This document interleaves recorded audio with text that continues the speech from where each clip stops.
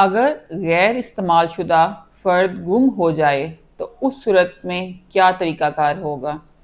अगर आप किसी भी मकसद के लिए अराज़ी रिकॉर्ड सेंटर से फ़र्द लेते हैं और आपका ओरिजिनल फ़र्द गुम हो जाता है, तो उस सूरत में आपको अपने मुतल्लिका थाने में रपट दर्ज करवाना होगी।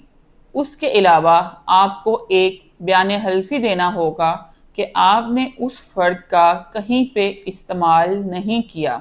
ये दोनों डॉक्यूमेंट लेकर आप अराज़ी रिकॉर्ड सेंटर पर मौजूद सर्विस सेंटर इंचार्ज के पास जाएंगे, जो आपकी फ़र्द की बाबत अराज़ी रिकॉर्ड सेंटर पर मौजूद SCO से रिपोर्ट लेगा, जो आपका रिकॉर्ड चेक करने के बाद रिपोर्ट करेगा कि सिस्टम में किसी किस्म की एंट्री का अंदराज नहीं आ रहा उस फ़र्द की बाबत। वेरिफिकेशन के बाद सर्विस सेंटर इंचार्ज आपकी वो फ़र्द सिस्टम से कैंसिल कर देगा।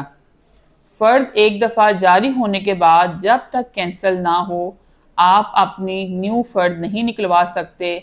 रकबा फ़र्द की वजह से ब्लॉक हो जाता है।